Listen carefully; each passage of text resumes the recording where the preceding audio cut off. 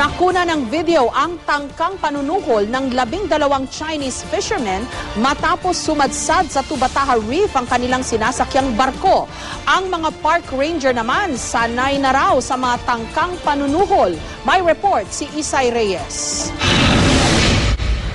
24. Video ito mula sa Tubataha Management Office, nakuha raw nung Lunes sa Park Ranger Station ilang oras matapos maaresto ang 12 mangingisdang Chino sakay ng fishing vessel na sumadsad sa Tubataha Reef. Makikitang may hawak na pera ang Park Ranger na si Noel Bundal sa harap ng dalawang Chino. Sabi ni Bundal, tinangka ng mga Chinese na suhulan sila para palayain na.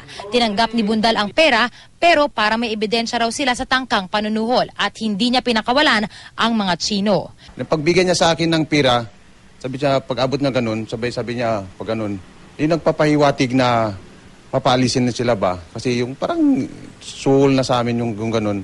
Sabi ng TMO, ilang beses na silang tinangkang suhulan noon. Sa lahat ng pagkakataon, tinanggihan daw ito ng mga park ranger.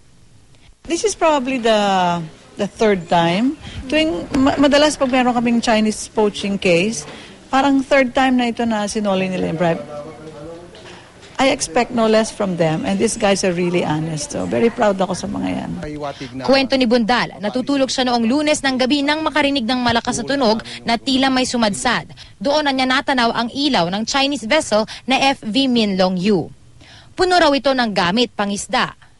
Dinala ng Philippine Coast Guard ang mga Chino sa Puerto Princesa, sinampahan ng reklamo at tuluyang kinulong.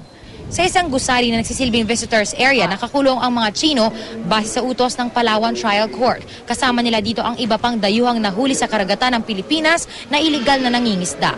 Bumalik sa Tubataha ang BRP Romblon. Muling i-inspeksyonin ng FV Minlong Yu kung may dalang drug paraphernalia, pasabog at iba pang kontrabando. Kailangan ding i-check kung may tumatagas na langis dito. Yung fuel is threat sa environment eh. Okay. So kailangan matanggal natin yung fuel na yon para mabawasan yung problema. Mula rito sa Puerto Princesa, Palawan, Isay Reyes, GMA News.